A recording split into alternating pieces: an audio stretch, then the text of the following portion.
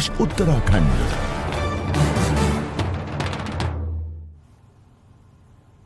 और ब्रेक के बाद एक बड़ी खबर प्रयागराज से इस वक्त की बड़ी खबर मिल रही है। अतीक की पत्नी शाइस्ता को झटका लगा है। शाइस्ता परवीन का टिकट कटना तय है। बड़ी खबर मिल रही है प्रयागराज से। बीएसपी ने मेयर पद पर आवेदन मांगे हैं। बीएसपी ने टिकट दावेदारों से आवेदन मांगे हैं और मंडलीय सम्मेलन में ये आवेदन मांगे गए हैं। उमेश पाल केस में फरार है शाइस्ता परवीन और लगातार सवाल उठ रहे थे कि इस पूरे मामले को लेकर जब बसपा सवाल खड़े कर रही थी लॉ एंड ऑर्डर को लेकर, तो शाइस्ता परवीन जो इस मामले में वांटेड है, उस पर इनाम घोषित पुलिस ने किया गया है। अभी तक वो बसपा में है और उसे प्रयागराज से मेयर का उम्मीदवार भी बनाया जा रहा था। इसे लेकर बसपा से सवाल पूछे जा रहे थे। तो अब खबर आई है कि शाइस्ता का टिकट कटना तय हो गया है क्योंकि बसपा ने इस सीट पर दावेदारों की लिस्ट मांगी है। प्रयागराज से बड़ी खबर, शाइस्ता परवीन का टिकट कटना तय। बसपा ने मेयर पद पर आवेदन मांगे, टिकट दावेदारों से आवेदन मांगे गए हैं। उमेश पाल केस में इस वक्त फरार है शाइस्ता, जिस पर इनाम भी घोषित किया हुआ है यूपी पुलिस ने। प्रयागराज से बड़ी खबर, अतीक अहमद की पत्नी शाइस्ता परवीन अब बसपा के मेयर पद पर चुनाव नहीं लड़ पाएंगी बसपा के टिकट पर, क्योंकि अब दावेदारों से आवेदन मांगे हैं बसपा ने। यानी मतलब साफ है, टिकट कटना तय है शाइस्ता का। बड़ी खबर इस वक्त से, उमेश पाल केस में फरार शाइस्ता परवीन, जिसका टिकट कटना तय है बहुजन समाज पार्टी से, क्योंकि हाल ही में हुए सम्मेलन में जो मंडलीय सम्मेलन बसपा का हुआ उसमें आवेदन मांगे गए मेयर पद के लिए तमाम दावेदारों से।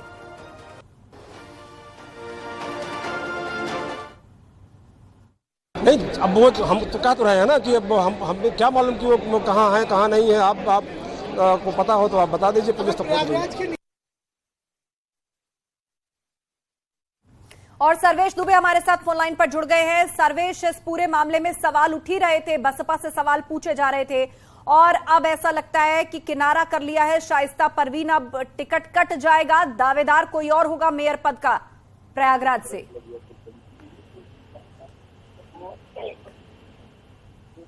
आज पापा गेस्ट हाउस।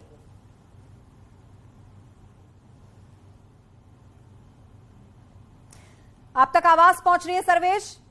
जी जी जी सर्वेश, खुद पर उठ रहे सवालों के बाद बसपा ने ये एक्शन लिया है कि अब मेयर पद पर दावेदार नहीं होगी शाइस्ता परवीन। ये कंफर्म है, दावेदार कोई और होगा?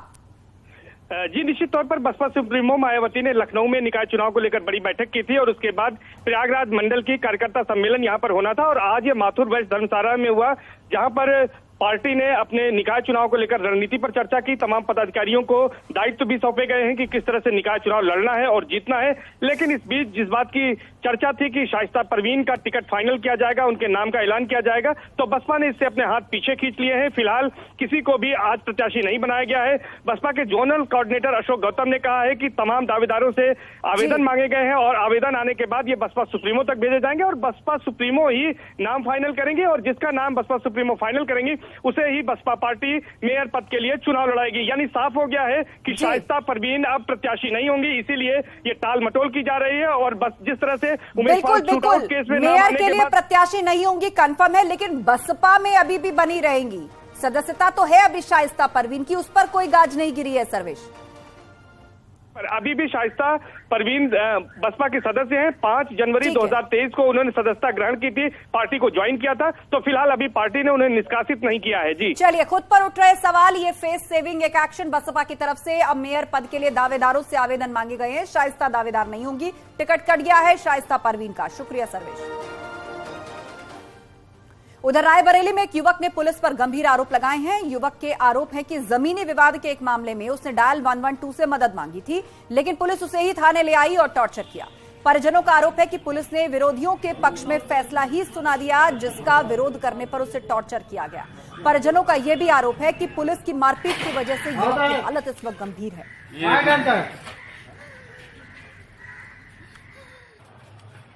सर, हमारा जमीन का विवाद था, हमने कोई लड़ाई झगड़ा नहीं किया। हमने कंप्लेन की 100 नंबर पे, हमारे पास बल्ली लगी थी वो हटा दी गई, तो हमने कंप्लेन की 100 नंबर पे।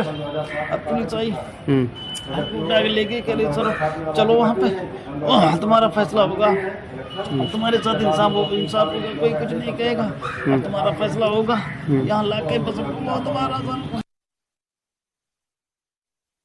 हाँ, एक मामला 4:20 पे आया है। बाएं साइड सीने में दर्द बता रहा, चोट बता रहा, किसी ने उसको मारा। क्या नाम है?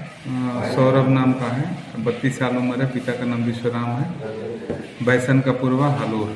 कैसे चोटें आई सर, कहाँ पर मारा गया कुछ बताया? वो पेशेंट बता रहा है कि थाने में हमको मारे।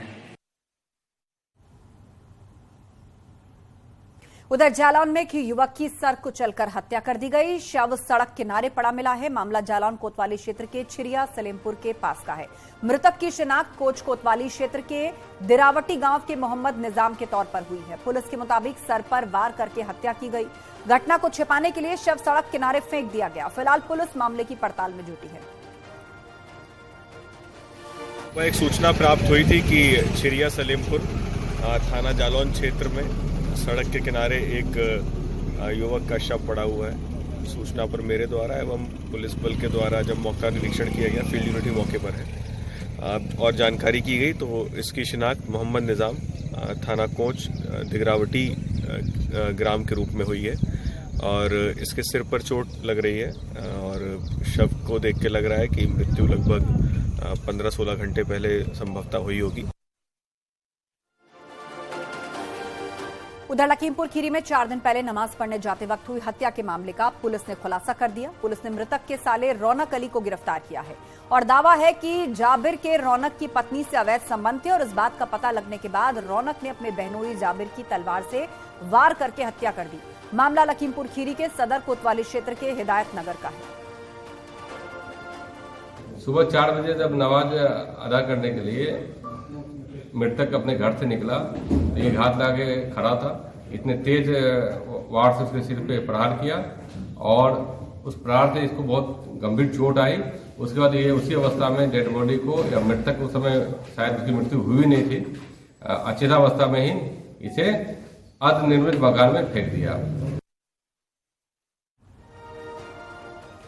फिरोजाबाद में सीओ सिटी और यातायात प्रभारी ने अतिक्रमण हटाओ अभियान चलाया, जिन्होंने सुभाष तिराहे से नालचंद चौकी पर अतिक्रमण हटवा दिया और दोबारा कब्जा न करने की हिदायत दी है। पुलिस ने 10 गाड़ियों को सीज किया है। पार्किंग में खड़े 105 समेत 307 गाड़ियों के चालान भी काटे गए।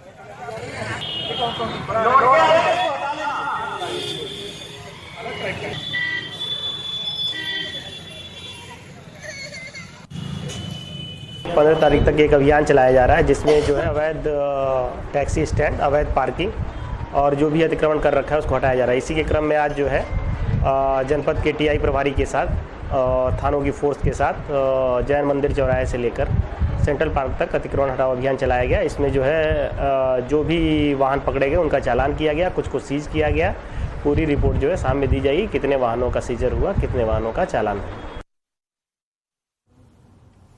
बुलंदशहर से केरल के कोझिकोड ट्रेन अग्निकांड संदिग्ध शाहरुख हिरासत में लिया गया। नोएडा एटीएस शाहरुख को अपने साथ लेकर आई है और उसकी भूमिका की जांच की जा रही है। एटीएस ने शाहरुख को स्याना से पकड़ा है और पेशे से वो एक कारपेंटर बताया जा रहा है। स्केच के जरिए यूपी एटीएस शाहरुख तक पहुंची है और सीट पर बैठने को लेकर हुए विवाद में आरोपी ने केमिकल से भरी बोतल फेंक दी थी, जिससे ट्रेन में आग लगी थी। अग्निकांड में 3 लोगों की मौके पर ही मौत हो गई थी।